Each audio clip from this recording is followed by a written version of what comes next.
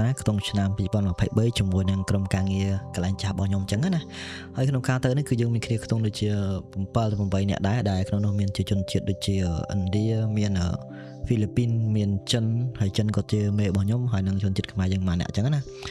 ហើយក្នុងការដើរឡើងភ្នំនេះគឺយើងមានដោយគោយន្តហើយនឹងការដើរថ្មើរជើងទៅវ៉ាន់របស់យើងអីគឺយើងស្ពីខ្លួនឯងយើងជួទៅកាយទៅលើដូចជាមុខម្ហូបហើយនឹងការធ្វើហូបចុកនៅលើភ្នំអញ្ចឹងណាហើយក្នុងការដើរឡើងក្នុងផ្សារនេះធីមខ្ញុំចំណាយពេលខ្ទង់ប្រហែលជា7ទៅ8ម៉ោងដោយសារតែធីមខ្ញុំអ្នកខ្លះគាត់អត់ធ្លាប់ឡើងភ្នំអញ្ចឹងណាអញ្ចឹងយើងដើរបដើចាំគ្នាបដើដោយសារតែគាត់ដូចជា first time របស់គាត់ក្នុងការឡើងភ្នំអញ្ចឹងណាហើយបើជារឿងល្អដែរក្នុងការដើរឡើងភ្នំនេះគឺចំពេលមេឃភ្លៀងអញ្ចឹងវាអត់សូវហត់ខ្លាំងទេកម្លាំងយើងរៀងនៅមានណាតែប៉ុន្តែគ្រាន់តែសម្ភារៈយើងធ្ងន់តិចដោយសាររៀងស្ទឹកអញ្ចឹងណាចឹងវាមិនយ៉ាងណាអ្នកទេប៉ុន្តែកុំឲ្យក្តៅបើក្តៅយើងឡើងភ្នំពិបាកបាទគឺពិបាកមែនតើយើងដើរបដើយើងក៏យើងជជែកគ្នាលេងបដើដូចមេខ្ញុំឯវ៉ាន់គាត់ច្រើនមែនតើបាទឯវ៉ាន់គាត់ឡើងពីក្រោយសាក់គីឡូគាត់ហ្នឹងឡើងណែនប៉ះអញ្ចឹងសម្រាប់អ្នកដែលមានកម្លាំងក៏គាត់បន្តដំណើរទៅមុខទៀតអញ្ចឹងហើយអ្នកដែលនៅខាងក្រោយគឺមានបងហ្គាយមួយដែលឈ្មោះវ៉ាន់ឌីគាត់ចាំ support ពីក្រោយមានន័យថាតើគាត់ភ្ញៀវឡើងអស់បងគាត់ឡើងមកដែរអញ្ចឹងណា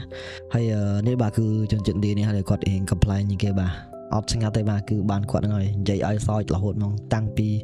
ពាក់កណ្ដាលភ្នំរហូតដល់កពូភ្នំហើយមួយទៀតដូចឃើញគាត់បងនៅក្រោយហ្នឹងគឺគាត់ជាជនជាតិហ្វីលីពីនហើយគាត់បញ្ញាចិត្តគាត់ទៅសារគាត់ដែរគាត់ថានឹងដើរដល់គាត់ដើរដល់សាក់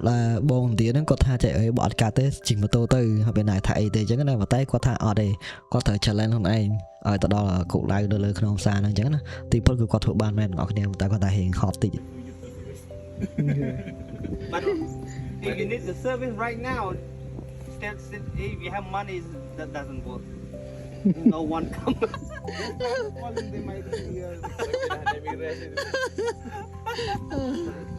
85, 84 flights flying. This is like a year before I break. I did everything what I was supposed to do in a year. Say we do it today, not Monday.